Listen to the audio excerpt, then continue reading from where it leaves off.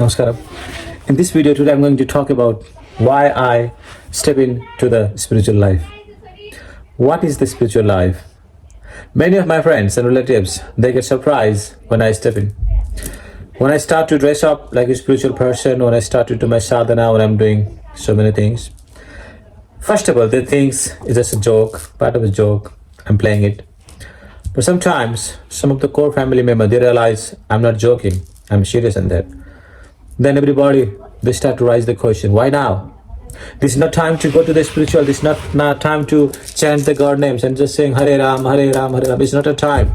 Now you have a body, now you have a mind, now you can do so many things. You have to collect the money, you have to buy a house, you have to buy a car, you have to enjoy life. This is the normal sense that everybody asks the question this. It's fine. But this kind of attitude, whenever you categorize time, this is the age you have to do these things. This is the age you have to do these things. Later on, you have to do these things. If you have such a category on a lifetime, then one thing should be there, that your life should be guaranteed. You should have a guaranteed time.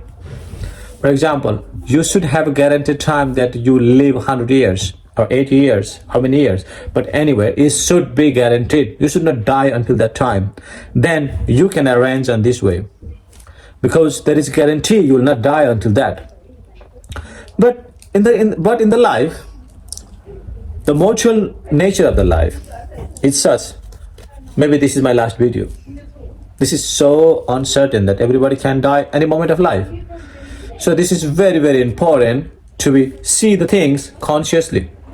Just look at everything as a conscious. What it is. What is this? Maybe this is my last life. Maybe this is my last day. Maybe this is my last year. Who knows? Nobody knows. This is the reality. You come to the life by only one way. You go out of this life by a million ways.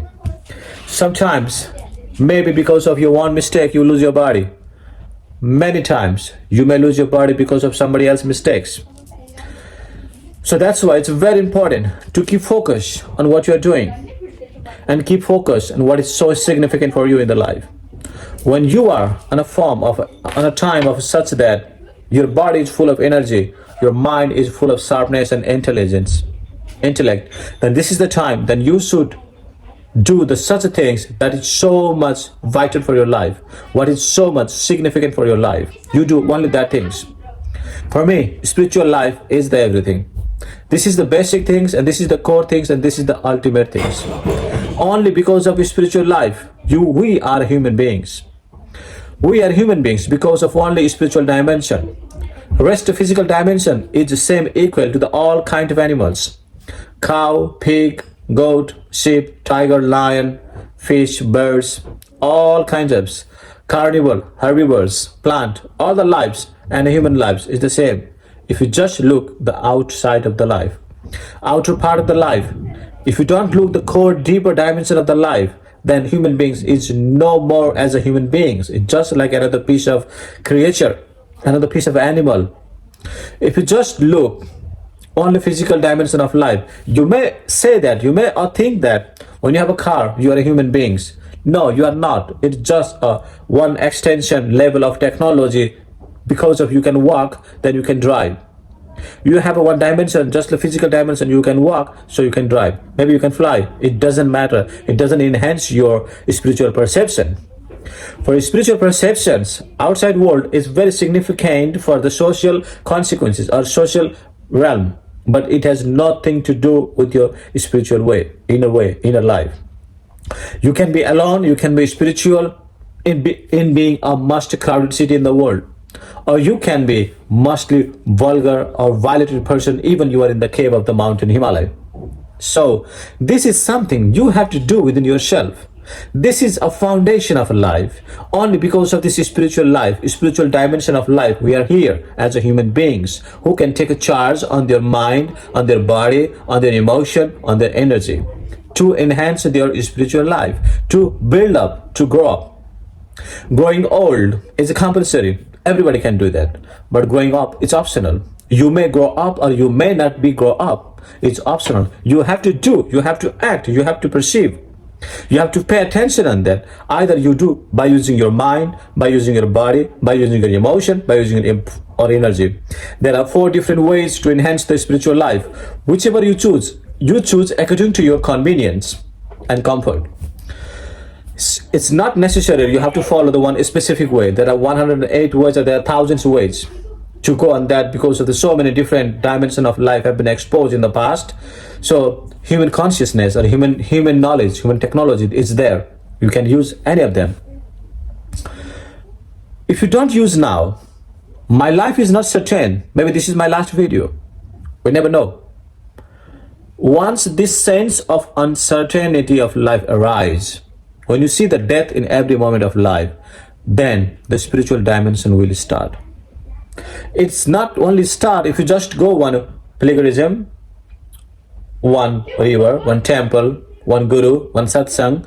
You cannot turn just like spiritual, just wearing some kind of jewelry, clothes, and outside artifact. If you just change as a monk, you cannot be monk. To become a monk, the fundamental aspect of life has to be arise within you. That is called, I do not know what is going to be happening in the next moment of life. Then you are in a real sense. Then you are in the reality. All the times, you are just in the friction of a mind. It's just a playing of a mind. You will have this, you will have that, you will have that, you have this, you have this. There are so many stories happening all the time in the mind.